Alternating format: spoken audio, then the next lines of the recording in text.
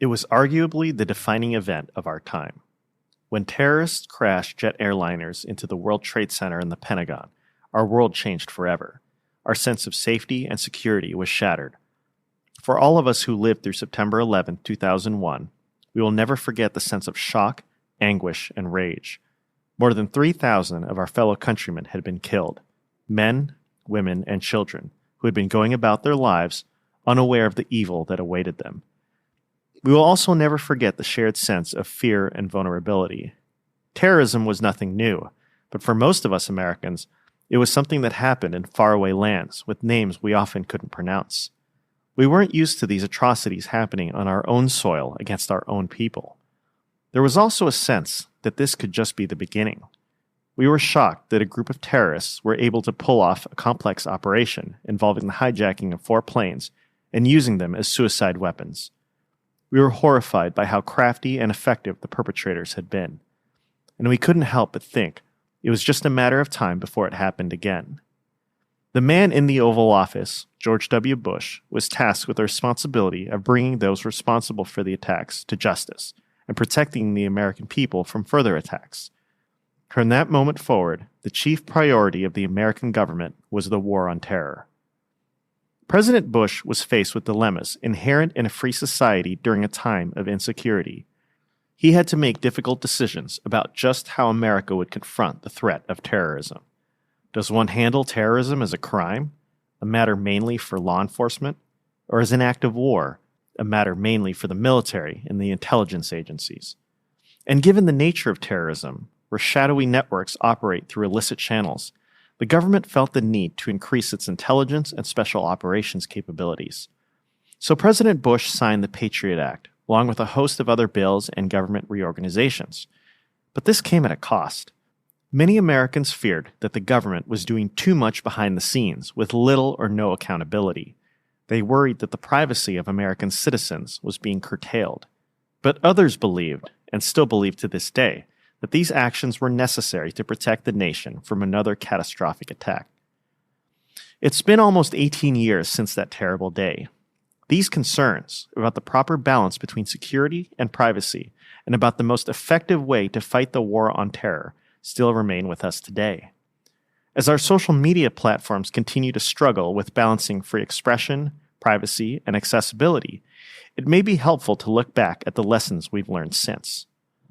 General Michael V. Hayden was at the forefront of the government's effort to protect America against terrorism. He was the director of the National Security Agency on September 11, 2001, and he implemented many of the government's policies to intercept communications and gather signals intelligence on potential threats against America. He later served as Principal Deputy Director of National Intelligence and the Director of the Central Intelligence Agency. In both positions, he continued to play a major role securing the country from attack. We recently had the privilege of interviewing him to discuss our recent president's efforts in the war on terror. That interview is the subject of this episode of This American President.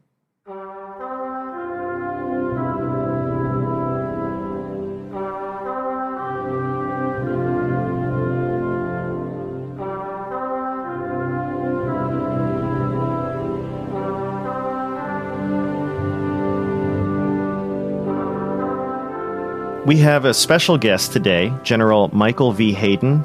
He is a retired 4-star general from the Air Force. He's also the former director of the NSA. He was the principal deputy director of national intelligence and the former director of the CIA. He's currently a principal at the Chertoff Group and also a distinguished visiting professor at George Mason University, as well as a national security commentator for CNN. He's the author of several books, the book Playing to the Edge, and also his latest book, The Assault on Intelligence. We're very happy to have you on our show. Thank you very much.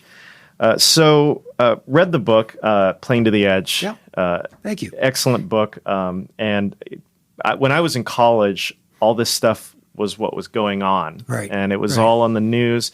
Of course, going to college, you get one perspective on it. Okay. But it was great to read it. And you didn't just have a front row seat for history, but you were a participant in history, and you saw things that most people will probably never see. One thing you said in the book is that secrecy is a legitimate part of society, including the United States. You cited the Culper spy ring George Washington ran. Right. What do you believe is the proper level of security in an open, free, democratic country? The security compared to secrecy or privacy and liberty and those kind of balances? Secrecy, I guess, specifically. Okay. Yes. So espionage is an activity that succeeds in the shadows. But we live in a broader society that values transparency. And so American espionage, although it's baseball and apple pie, as you suggest, it goes all the way back to George Washington and the Continental Army. It's always, again, rested uncomfortably in the broader political culture. And I was director of NSA. I would often say, look, we only need to be two things to be successful. We need to be powerful and we need to be secret. And we exist in a broader political culture that just stresses only two things, power and secrecy. And so it is a challenge. It's a constant challenge. And there's never a right answer. There is a good answer for the current situation. The balance, the fulcrum between transparency and secrecy has to fit the broader circumstances in which you find yourself. And so that in wartime, for example, or with domestic threats, for example, you might trend more in the direction of secrecy because your safety is more at risk. Whereas in other times, you might trend more in the direction of transparency because the threat isn't nearly as acute. It's a line that we continually negotiate as a free people.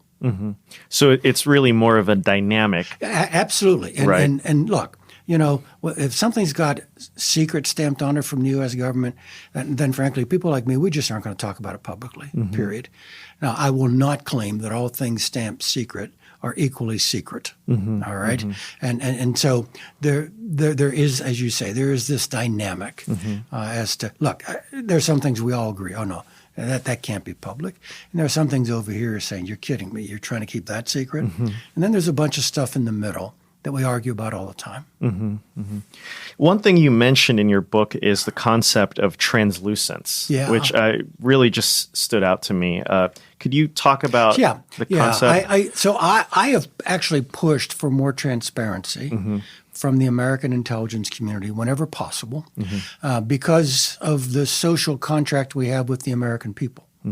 The American people just simply want to know more about what we're doing. They're not nearly as willing as they used to be to outsource that kind of oversight and knowledge to the Congress. They want to know more themselves. So guess what? We don't get to determine how the American people think. It's the other way around. So our actions now have to respond to the expressed needs and desires of the American people.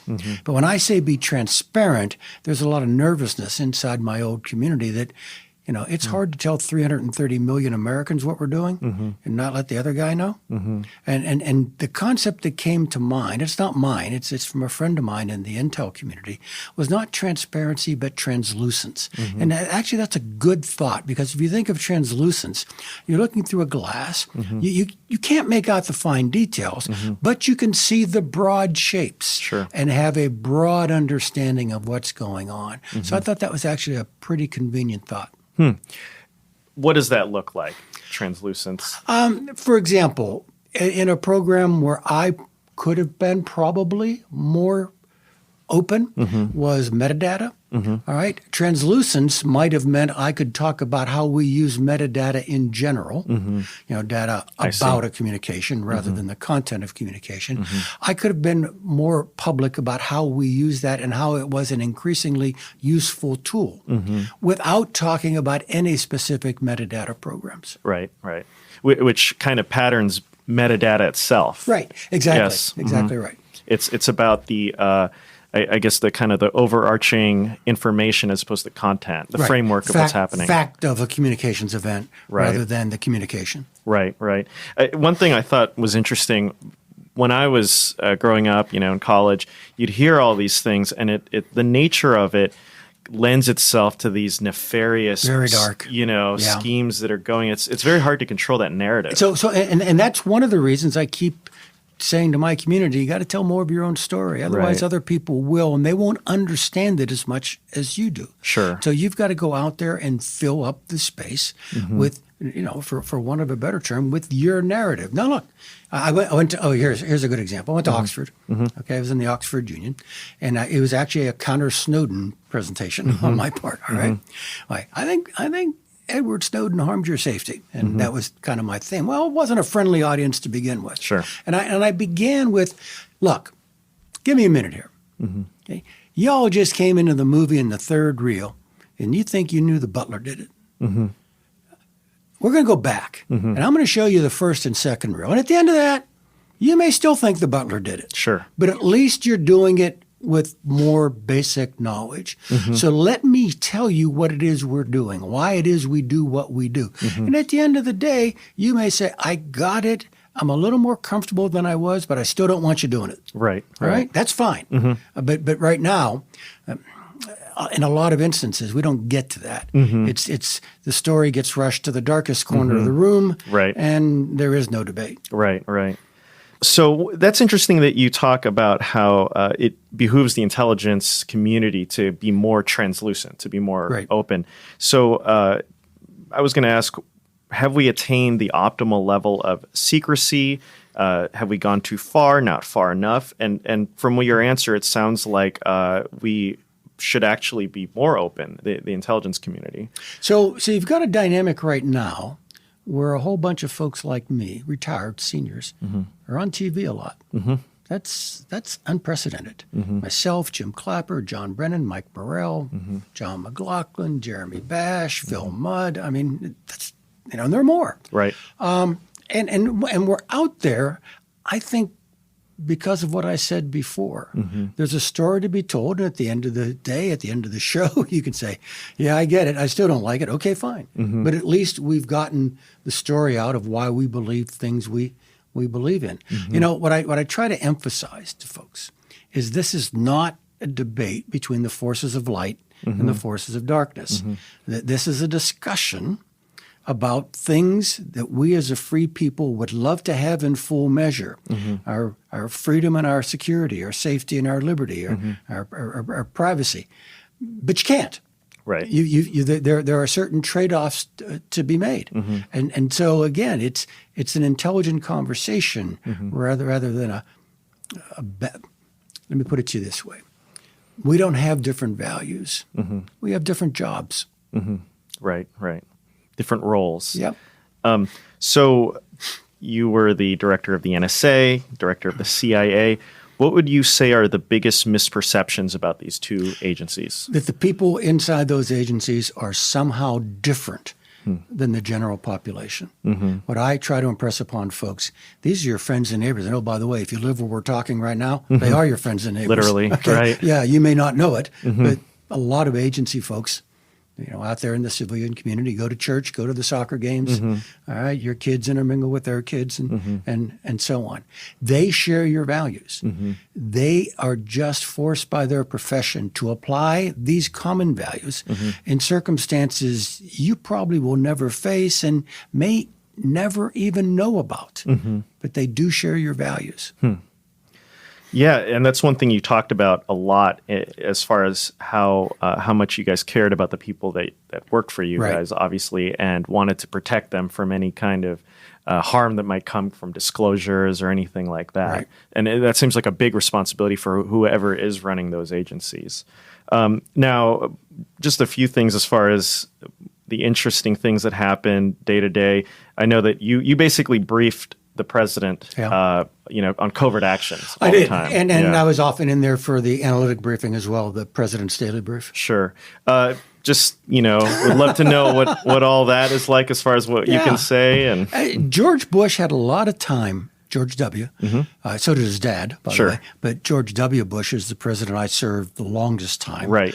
And he had a lot of time for intelligence. And he was an incredibly interactive client. He did not sit back passively and just let us drone on with the briefing. He engaged. He pushed back. He asked questions. He would say, hey, that's not what you told me 2 months ago. And challenge things we were saying. And so for an intelligence officer, that's a pretty good client. That's someone that you appreciate it. And he gave us the time. He took the president's daily brief in person 6 days a week, every week of the year. Oh, wow. So you saw him almost every day. I did not, but someone was in there like me. I saw him regularly on Thursdays, where, as you suggested earlier, I did the covert action briefing. And you were appointed originally by President Clinton for NSA. To NSA. Right. And I just looking around, you obviously have a lot of portraits with you and President George H.W. Bush. I guess, could you talk about those two men and just... Sure. So I did not ever meet President Clinton in a professional capacity. Okay. My first meeting with George W. Bush was a week or two after 9/11. So he'd been in office for, 8 months when I saw him. I had worked for his dad, George H.W. Bush, when he was president. I was on the National Security Council staff. Okay. And so, he didn't know me all that well, but he was aware that I was on the staff. And you realize he was one of my predecessors at CIA. Yes, that's true. All right. So when President Bush W. came out for my formal swearing in, he came into my office, and I hadn't moved in with any of the knickknacks or the books and so on. And he looks around to just absolutely bare shelves and says to me and my family, "You can tell a lot about a man by his library." And then my wife said, "Were you ever in this office before, Mr. President? Did you come here when your father was the director of CIA?" And the president said, "Nope, too much of a security risk then." Sounds exactly like what he would say. That's great. But since then, as far as President George H.W. Bush, you've gotten to know him. I have. He came out to the agency for our 60th anniversary celebration. Right. We had a Texas barbecue on the front lawn while he was there. Great deal of affection for him from the workforce who remembered his time at the agency. Yeah, and so you become one of the alum. Yeah, you do. Right. And it's you obviously didn't always agree. Sure. You changed directions from time to time. You worked for different presidents and so on. But once you've been in that job, you feel a certain kinship with everyone else who has been in that job too. Sure, yes. And as far as President Clinton, have you gotten to know him in other contexts? I have not. I briefed Secretary Clinton several times. Okay. She was a very quick study, very smart. She got to the bottom of the page at a pretty good clip when you were talking to her. She would pick things up, and so it was good to brief her. It was it was engaged. Right. All right. But I did not brief President Clinton. Sure. So I was going to ask about 9/11. I was about to start college. And all I remember is that everything before 9/11 just seemed so different from everything afterwards. What was the perception of Al-Qaeda and the threat environment before 9/11? So, there was a strong perception of the threat. George Tenet writes that he was going around Washington in the summer of 2001 saying the system was blinking red. And so we were keenly aware of the danger. Now, we didn't know the specifics. And in fact, because it had happened this way all the time in the past, we thought that the core of the danger was an attack by Al-Qaeda against American interests abroad. Which had happened already. Which had happened, right. And so the system was blinking red. We knew something was coming. The chatter was in the network, but we just didn't know the specifics. And so was it one of those things where before we saw something that like 9/11, it would seem to me that Al-Qaeda would be one of many different hotspots. Oh, that's a great point, because George Tenet, who was the DCI at the time, is calling on all of us. I'm at NSA, on all of us to put more energy into counterterrorism. Sure. Okay, the intelligence effort against Al-Qaeda is really hard to do because people were unwilling to let you lighten your coverage of other topical areas. Sure. I had one grand debate where I had to go downtown to discuss about lightening our coverage of Nigerian organized crime in order to go do some other things. Now, actually, Nigerian organized crime is probably important, but it's one of a gajillion important things. And so one of the big things that 9/11 did was to allow us to simply say, we got to go do this and ease up on all the other requirements. Right. Which is not always a good thing. Right. But it did give us focus. So I guess once it happened, it seemed to be very clear to most people that it was Al-Qaeda. I mean, Second plane. Right. Once the second plane hit the tower, it's just Al-Qaeda. Right.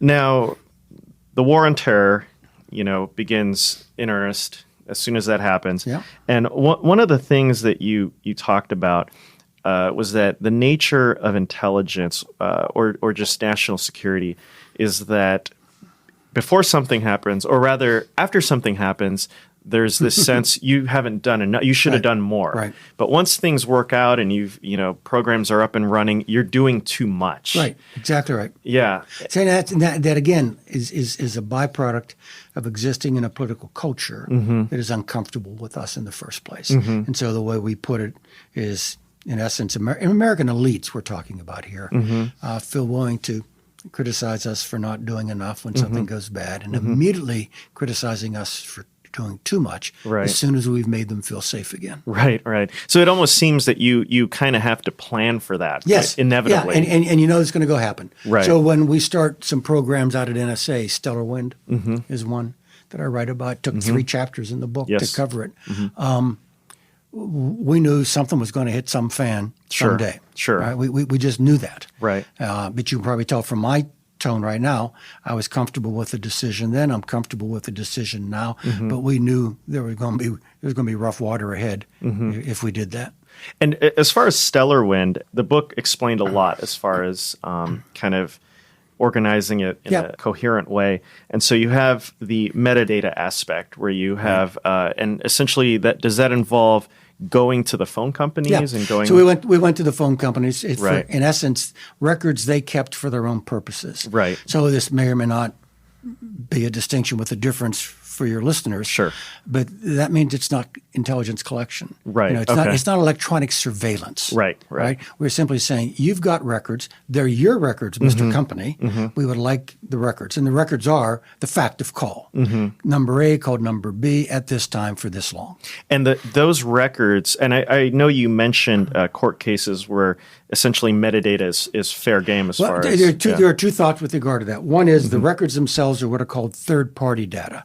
In other words, I've given up my right to that information because I've already ceded it to the phone company. Sure. Otherwise, they can't manage their network. Right. That's one. The second, the courts have always made a distinction, well, since 1979, have made a distinction between metadata, what I just described, the fact of call, and the content of the call. Right. And it's explicitly said that metadata is not constitutionally protected. Right. Okay.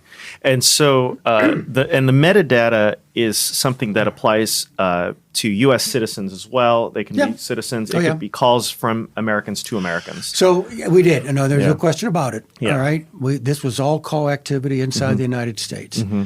In America, from America, to America.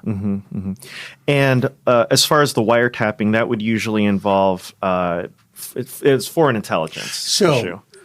Now we have metadata. We just described it. Yeah. We got this ocean of data, and I mean it's more than a gajillion. It's vast. Yeah. The privacy aspect of that was then what did we do with it? Right. All right. And there were very strict rules. And so I'll just give an example. So we roll up a safe house, say in Yemen. We pick up someone with pocket litter. That's just stuff he's carrying. They say, oh, he appears to be a very bad man. He's affiliated with Al-Qaeda. He's got a cell phone. We've never seen this cell phone before. I wonder if this cell phone has ever called the United States. So we could go to that ocean of metadata and simply type up a query. Has this phone number shown up in this ocean of data? And then if we have a number in Queens that self-identifies as, well, yeah, he calls me every Thursday, we then would say, who do you call? And then we would track it out that way. But that's all that was ever used for. We didn't run any algorithms on it to get patterns of this or behavior. That. Exactly. Right. All we were doing was, do we have evidence that there was phone activity connected to what the phrase we used, this dirty number? Pattern of behavior, that's something that that Google does. That's exactly right. We never YouTube. did that. Right. And it's hard to measure, but after this became public, all right, NSA actually revealed how many times they went to the database and said, "Hey, anybody in here call this number?" Sure. It's a little over 200. 200 times total in a year. In a year, Yeah, on average. Yeah. Or okay. Well, the 1 year that they've made the data public, I because that see. was the Snowden year, and they were trying now to explain the program. Right.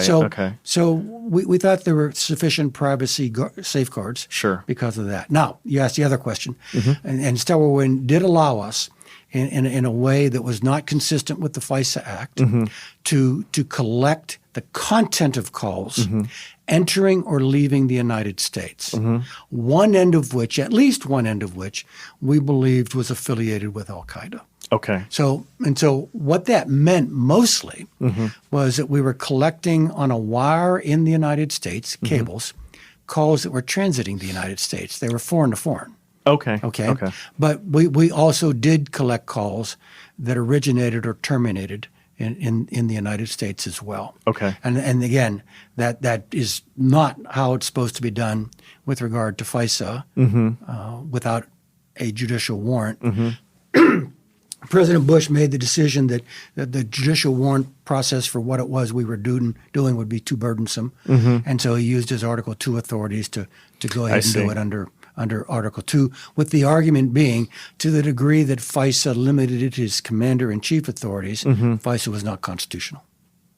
That's a very interesting argument, because I know you said in the book that you talked to your, the attorney of National Security Agency, and he indicated that FISA, I guess, wasn't constitutional when it came to that issue. If it limited the president's constitutional, a statute cannot reduce the president's constitutional authority. Now, that was going to be an argument in front of the Supreme Court. But that was the position. I see.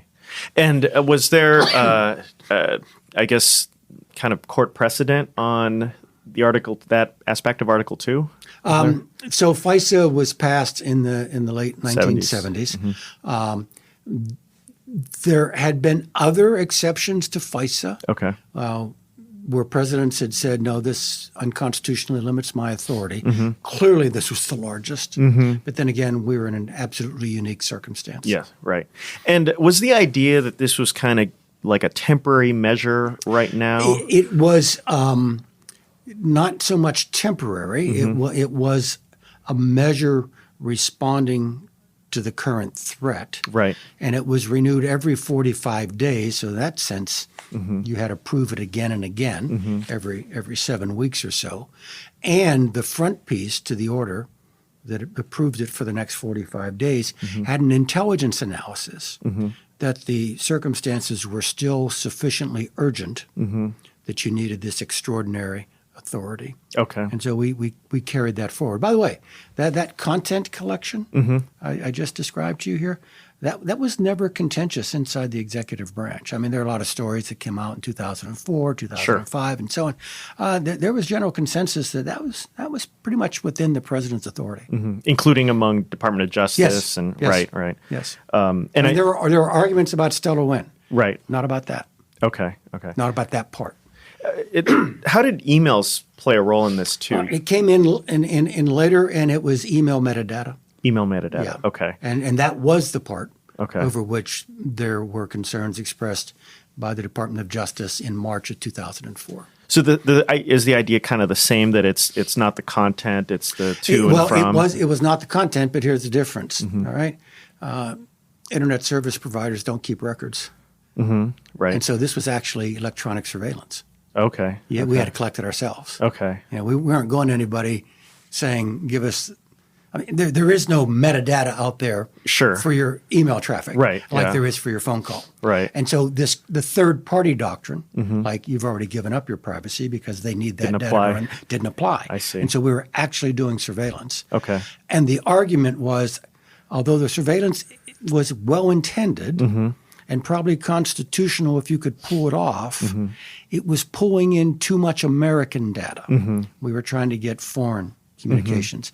And therefore, it wasn't sufficiently discriminant in order to meet the reasonableness clause in the Fourth Amendment, where you and I are protected against unreasonable search and seizure. Now, and so the Department of Justice, after having approved it for 2 years, decided, well, maybe not. We had a big argument inside the executive branch. We stopped doing it. And later that same year, by the summer of 2004, we pretty much resumed what it was I just told you with a court order. I see. Not doing it under presidential authority. And this is different from PRISM, or is this part under? Well, PRISM is a successor to this. Okay. And PRISM is far, far more robust than anything we did under Stellar Wind. Right. I see. And you had left the administration by then. Right. And PRISM, it was authorized by statute. Okay. Which suggests that you can argue over the fine print as to whether we should have gotten the law changed, or by and large, Congress at the end of the day kind of concluded, well, it's still a pretty good idea. You're right, of course, yeah. And they gave NSA far more authority than anything we exercised under President Bush, or I did under President Bush. Sure. And you obviously were the director of the CIA, and by then there had been this history prior to your term there of the controversy with indefinite detention, with the black sites, at CIA, yes. So I have full ownership of Stellar Wind. Right. I inherit RDI, renditions, detentions, interrogations. Right.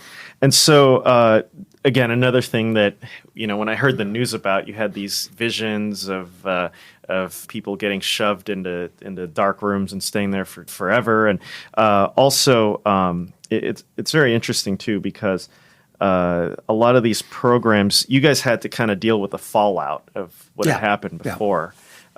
So I guess by the time that you got in there, how had these programs changed, or how are things changing? So when I got to CIA, the program was in stasis, all right? Because of some legislation, the legal underpinnings of the program were threatened by the new legislation. Okay. And we would not the agency would not go forward without clear legal guidance. Right. All right. And so everything was on hold. Now we're still holding prisoners, but we're not using any enhanced techniques, nor are we capturing any new people. And so what I had to do when I arrived is get it off dead center. Okay, move it in some direction.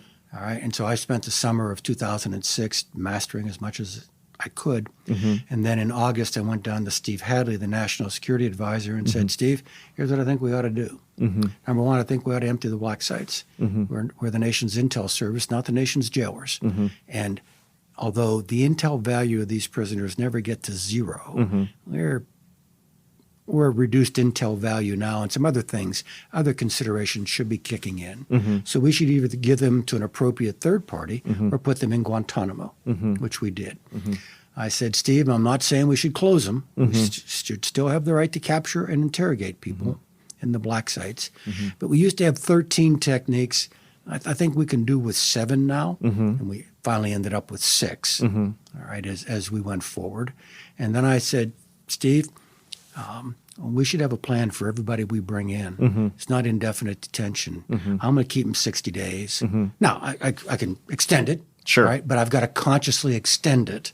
Otherwise, and by the way, no one comes in the front door without our already knowing what the back door is. I mean, where the permanent detention would. Right. And then finally I said, Steve, the president's got to give a speech. He's got to tell the American people what we're doing and what we've done and why we're going to continue to do some of it. And that's how it turned out in September of 2006.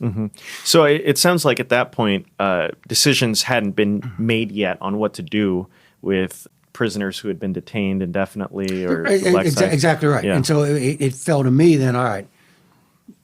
We've got this on our hands. How do we go forward? The first few years is just fighting that war on terror. Exactly right. I mean, the urgency of the situation. And George Tenet, in George's book, talks about, to the degree there were abuses in the program, they were early on. And in fact, most of the abuses of which we were later accused actually took place before the program was created. The program was actually created to put some discipline on what was haphazard battlefield captures. Right, yeah. Okay. And so when I got up there and testified that, well, in the program X, Y, and Z, well, they would point to A, B, and C over here. And I would say, well, yeah, but that's before the program I'm talking to you about got started. That was early in the war on the battlefield in Afghanistan. So there's always that distinction as to what exactly are you talking about when you give these numbers. Sure. And, I think the way it had been portrayed, especially when you had the Abu Ghraib scandal come out, you just have the worst idea and the assumption that, thousands of prisoners are being held. And that's one of the things I look, honest, good Americans can say, I don't want you doing this. Sure. I mean, we knew this was way out there on the edge. Right. All right. Obviously, we thought it was justified by the circumstances. We wouldn't have done it, but we get it. There could be a range of views on this. But what a lot of people don't understand, and what I try to impress upon them, is the scale. I actually say to them, how many people you think we held?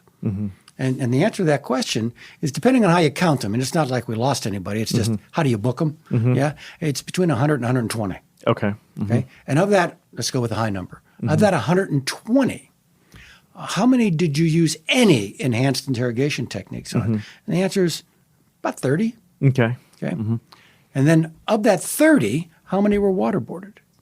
3. 3, right. All right. And the last waterboarding was March of 2003. All right. It was a technique used almost immediately in the aftermath of the early captures. And then the president who stopped it was George Bush. Right.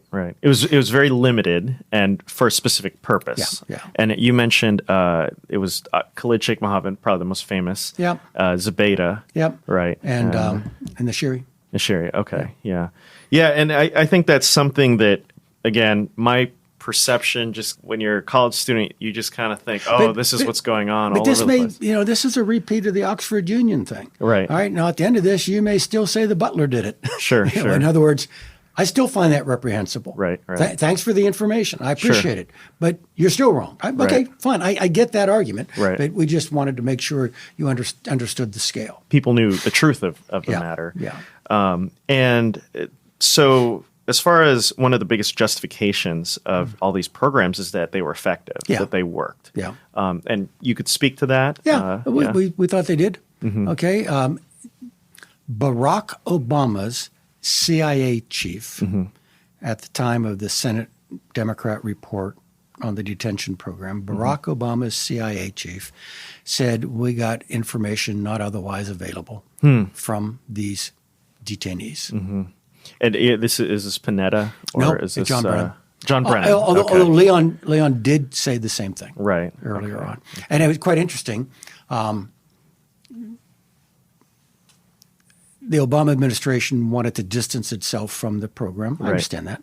It's not their program. And they don't want to be put into a place to defend it. But even they had to admit that some of the information used to track down Osama bin Laden came from the detained. I mean, it was all part of the mix. What do you say to people that just refuse to believe that they refuse to believe that programs were necessary and that they didn't provide accurate intelligence? So what I say is, look, let me form the sentence I think you're saying. I don't want my nation doing this, and it didn't work anyway. Okay. You legitimately own the front end of that sentence. You don't own the back end. We do. We know what happened. And so the sentence that you should be allowed to say is, I don't want my nation doing this, and it doesn't matter whether they worked or not. Interesting. Okay, which is quite a different saying. Right. I mean, you're saying for a moral purpose, I am willing to accept increased risk for the general American population. Fine position. Wasn't the position of CIA. Right. Remember back to, we don't have different values. We have different rules. Right. One of the most, I guess, controversial aspects of that whole era, the Iraq War, obviously, and weapons of mass destruction. It's kind of like the phrase of that whole war. One thing you made clear is that for those who said that the Bush administration lied to get us in the war, that is not true. That's not true. No. No, the Bush administration was simply saying what we were telling them. Right. Which was, he's got them, here's our evidence, and so on. Now, shame on us for not getting it right. Right.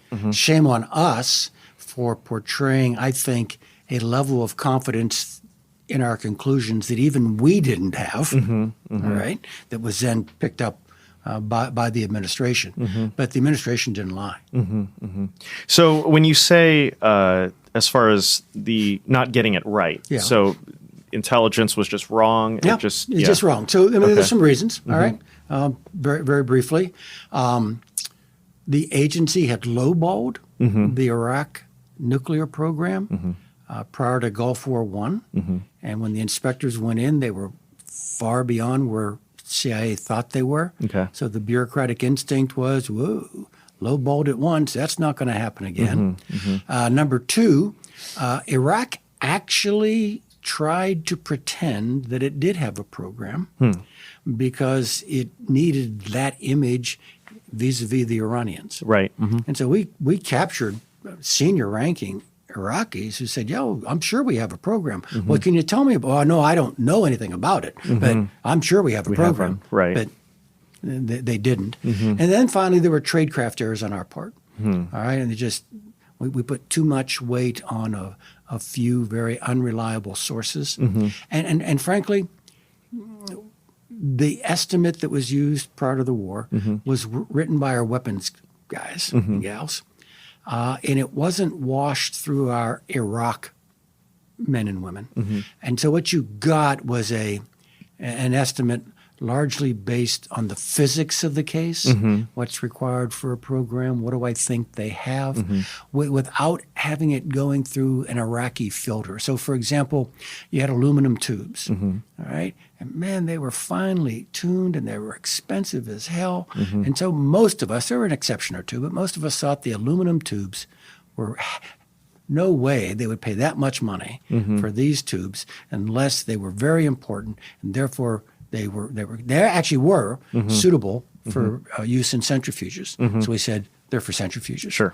If we would have talked more often, I think, to the broader Iraqi and analyst population, they would have told us, don't jump to that conclusion. You know, the Iraqis smuggle everything. They double. I mean, it's how they survive now. And so they're used to paying higher. I mean, there were other cultural clues that might have made us a little less certain on what was, as I suggested before, a physics problem.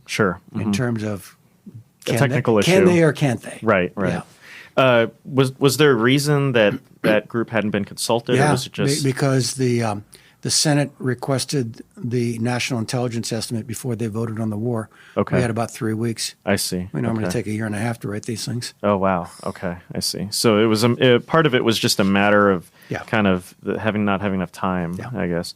Now, when you look at Iraq and just what happened, how do you think, given the famous intelligence failures and all those things, how do you think it'll be viewed by future historians? Well, I mean, it'll be viewed as an intelligence failure. It'll be viewed as our getting it wrong, not dishonesty, but simply getting it wrong. I go out of my way to point out we got it wrong. Don't blame the president for lying. Sure. All right. I'll give you another case. The administration, particularly the Department of Defense, wanted to make a strong case that there was a relationship between the Iraqi intelligence service and al-Qaeda. And we said, no, it's not true, and continued to say it was not true. And so if we did the WMD thing just because of administration pressure, doesn't explain why then we didn't do the Iraqi intelligence service thing. Right. And the reason is we believed one, we didn't believe the other. Sure. Now, I've asked you about President George W. Bush. One thing, you were there for almost you were there his entire administration. I was, but most intimately involved in the second administration. Okay. How would you say he changed throughout his presidency?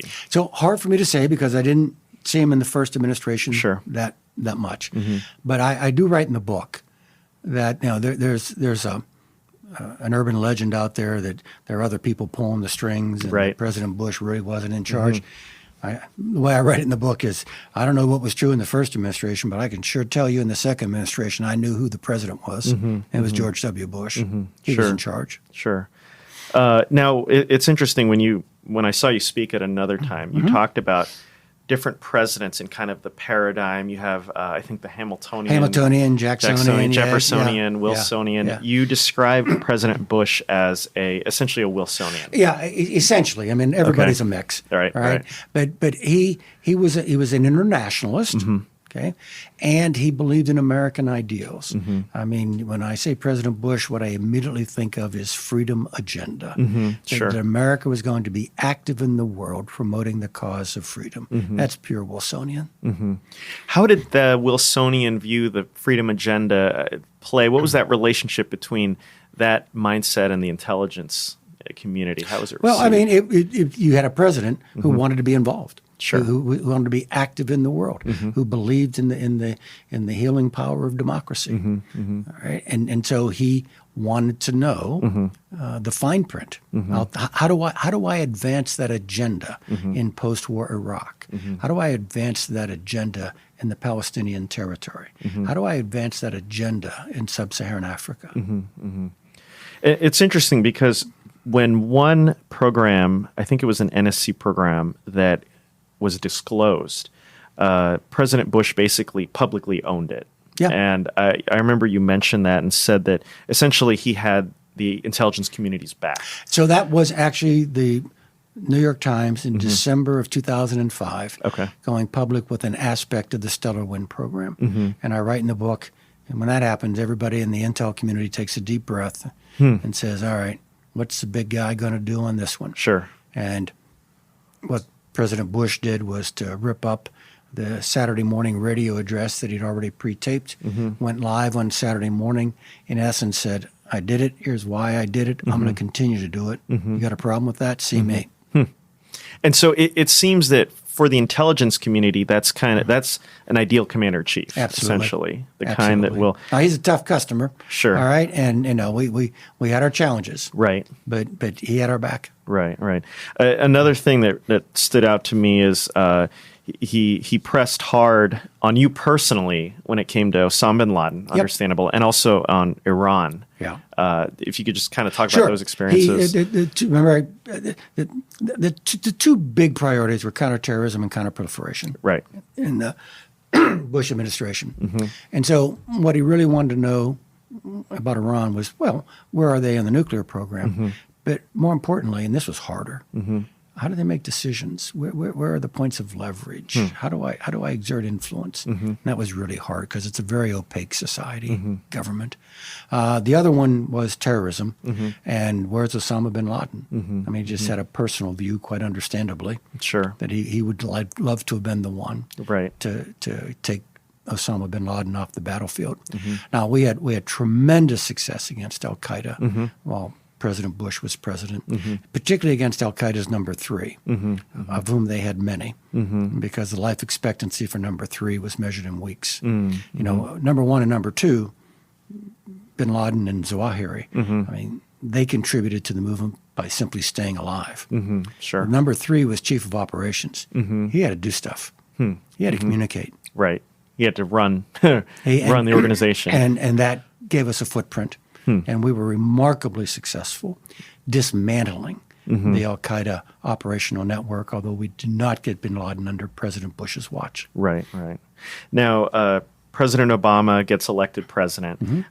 You know, the intelligence community is standing by for who wins. What is that transition like? Yeah, we had a team in Chicago. We had a team in Arizona ready to brief the president-elect the next morning. And it was going to be the same briefing that President Bush got, minus the covert action, if there were covert action items in there, that would come in due course. Okay. All right, but as far as we're concerned, you carry the Electoral College, get the briefing. Sure. And we were ready to go. Sure. What has your interaction been with President Obama? So I briefed President Obama on covert action in December after the election. And then he asked me to stay on as chief for 3 weeks while Leon Panetta was getting confirmed. Happily did it. And so, I mean, that's kind of a mature handover of government, which I don't think happened last time around. You know, everyone fell off the cliff on inauguration morning. Not many people were asked to stick around for continuity. So I briefed President Obama 3 or 4 times while he was president. And then, of course, Director Panetta took over. It's interesting because, President Obama talked a lot about transparency, obviously ran against a lot of his predecessors' policies. You say that more changed between Bush's first and second term than Bush and Obama. Yeah. Absolutely. When you look at the amount of, a general point is there's been remarkable continuity now across 3 administrations. Sure, right. All right. So you've got Bush, Obama, and Trump. And I do make the case there were more changes between 43-1 and 43-2 than there was between 43 and 44. Now 44. President Obama stopped the detentions and interrogations, did not stop the renditions, did not stop any of the electronic surveillance programs. Okay, those were all adjusted between the first and second Bush administrations. Right. And when President Obama came in, he was convinced enough of how well run they were and how needed they were, and they went forward. And you talk a lot about the drone programs. Yeah, which is one that really caught fire in the last 7 or 8 months of the Bush administration, and which President Obama actually hugged like a teddy bear, as I put it in the book, and went forward with it. Sure. You said that I think 85% of all targeted killings in all of history happened under President Obama. Yeah. Right. And so he embraced this program Sure. as an appropriate tool of American power against an opposing armed enemy force. Remember, we think this is a war. And so President Obama accepted that theory of the conflict. Did you see that as so there have been some criticism of the targeted killings as not being able to apprehend these terrorists and interrogate them. How do you kind of look at that argument? So I do point out, all right, that we made the capture of Al Qaeda so legally challenging and politically dangerous that the bureaucracy began to trend in the direction of, well, let's just kill them. Sure. No, there are operational reasons that killing was easier than capturing. All right. But again, I do think over the long haul, the tremendous discord in the country about detentions and interrogations pushed us more and more in the direction of just using a kinetic response rather than the capture response. I don't challenge the ethical nature of that, all right? But it did result in a reduced amount of intelligence because we didn't have people to question. Interesting. You talk about a lot of things that happened under the Obama administration. You were out of office for most of that. A lot of very rocky things, the Holder investigations, DOJ memos. Did that make for a very strained relationship? I think, it did, but I don't think it ever got to a breaking point. I mean, these were honest issues. I thought the president, I write in the book, and I still believe it to be true, I thought the president had to do some things for political purposes. If you accept my premise that there weren't many changes between the two presidents, but the president had run essentially on not being George Bush. He had to show some differences. And one way that he could politically show a difference was to allow his attorney general, to much fanfare, to investigate CIA for its detention and interrogation program, an investigation that had already been conducted. Good Americans had done their best in remarkably difficult circumstances, and now good Americans are showing up in front of the grand jury, spending their kids' college education money to buy personal lawyers to defend themselves. So I objected. Do you feel like a lot of those programs really degraded the quality of intelligence that we've had? I think it's one of those things that people, they'll make an argument. They'll say, "Oh, if you do this, this will happen." And so it's all, look, in the Air Force we call it's all ranges and angles. And for this topic, it's all probabilities. Sure. You want to slow down for the stop sign. You want to plow through the stop sign. You want to stop for the stop sign. All you're doing are affecting your probabilities. All right. In most instances, it's not going to make any difference. But the probabilities are different, and over time, there are going to be differences. Sure. And that's kind of the way we would couch our warnings. Right. Now, whenever there's a presidential election, I'm not in the intelligence community. When there's an election and there are all these different candidates, And when the IC looks at these people, these are their potential commanders in chief. And I'm sure there's obviously, maybe not concern's the right word, but there's interest in what kind of president will this be for the intelligence community. What do people in the IC think of during those elections? So one remarkable thing is they don't talk about it very much amongst themselves. Sure. All right. We don't police people's chatter at the water cooler. Yeah. But there's just a general reluctance, given the nature of the business. Sure. That you don't talk politics. Right. All right. You just stick to our mission. It's hard enough. Sure. I will say that the transition to this presidency is the most difficult on record. And it was because, well, lots of reasons. I frankly think it's personality of the president. His kind of disinterest in these kinds of things, based on a base of almost non-existent information about these kinds of things.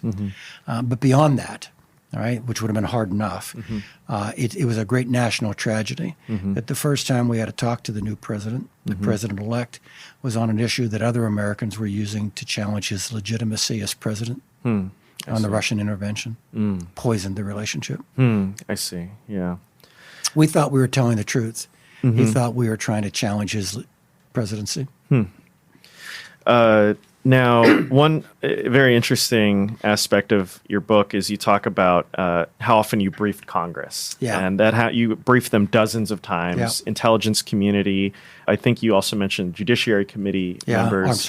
Armed Services. Yeah. Lots of different political jockeying in those situations. What lessons did you learn that can help IC officials deal with Congress? Yeah, my counsel is go long, go early. Brief as many members of the committee as possible, as much as you can, as early as you can. Okay. All right. Yeah. And frankly, I mean, do you want me to put it in the mean-spirited sort of way? Force them to tell you don't do it when everyone's scared and no one knows what the future holds. Don't give them the hall pass that allows them to complain about what it is you're doing when you tell them later, after no one's scared and the future's known. It was just such a unique time, too. Where It was. And frankly, the president, for lots of reasons, some of them political, others ethical, should have shared this responsibility with the Congress. Okay, for the most part. Now, look, I informed we met the letter of the law, which allows the president to inform only a narrow fraction of the committees, chair and ranking member. All right? But in retrospect, the more practical course of action would have been to have briefed all the members of the committee early on, as completely as possible, and again, forced dissent early, right, which would have been at a cost because they would then be buying an increased danger, rather than allowing dissent later, which was at no cost. In your book, you basically talked about you guys briefed members of Congress multiple times. And basically, later on, a lot of these senators, congressmen, were just very dishonest about what you briefed them. Dishonest or selective in their memory. Look, to be fair to them, they're really busy. Yeah. This is arcane stuff. Okay. Stuff we think is really clear. Sometimes doesn't communicate across the table. I don't mean that. Sure. And we're not hiding the ball. Right. And they're not trying to be dissembling. It's just that what it was I said wasn't what it is they thought they heard. I see. All right. And so as try as you will, you're always going to have that because this is very complicated stuff. And you're the experts and they're the generalists. Right. Exactly. So you've got that dynamic. Sure. Right. But I do think there was an awful lot of putting the finger into the wind to see which way it was Definitely, blowing, right. and to see what side of this issue you want to come down on now, right, when everyone's feeling safe and kind of wringing their hands about you did what and why did you do that? And, yeah. Well, similarly, you talk about the relationship with the media, and I mean there were members of the media that you know very well, and when there were times that I am one now. That's true, yeah. And when there were times that you didn't want stories to break, right? Sometimes they'd comply, but sometimes comply is not the right word. Sometimes they agreed. Our arguments had weight and won the day. Sure. Sometimes it was just the day. Right. Yeah. And they would come out later. To a degree, I think it would surprise most Americans. That is a pretty honest discussion most of the time. Okay. We don't always agree. But then again, back to my favorite saying on this, we don't have different values. We have different roles. And they have a role to push as much out as possible. We have a role to protect as much as possible.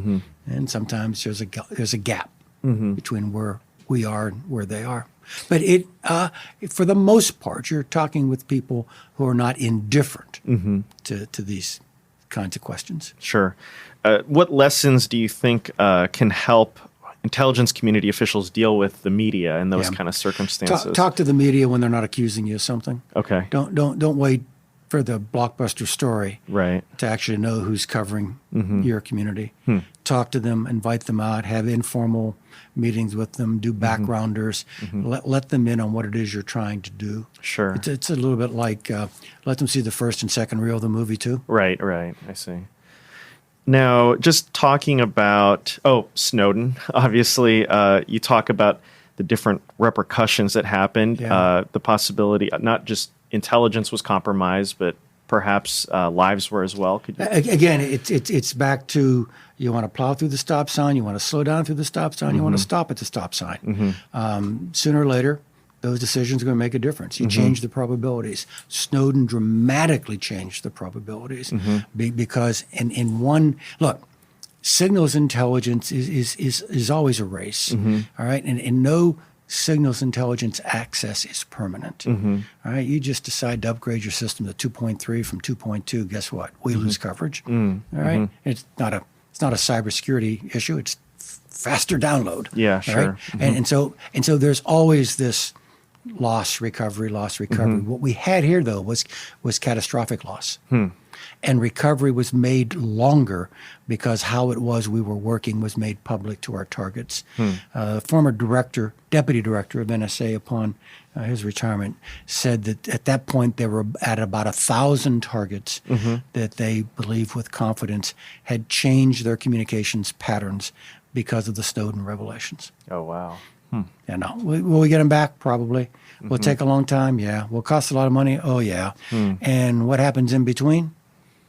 We're not as well informed. Wow. Now, to kind of look at future threats, you describe Stuxnet as similar to the atomic bomb as a radical departure, talking about cyber warfare. How prepared is the United States for this new domain? So the thought on Stuxnet was not the same destructive power as Hiroshima, but a new class of weapon. And we generally don't put those things back in the bottle. Sure. And so now it's out there, and others will use it. Cyber defense is really hard. Yes. All right, and there are no perfect cyber solutions.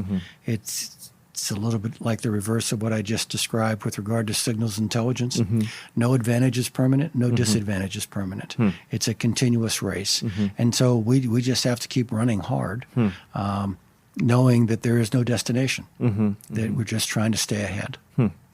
Do you think that it's possible to have like a national discourse on that issue, considering how technical it is and esoteric? So there are a couple of reasons why the national discourse is hard. Number one, you're right. It's technical and it's esoteric. So when you can find the engineer, the technician, who can actually explain it in straightforward English, hire them and make that person your face to the Congress and the outside world and the media and so on. That's really important.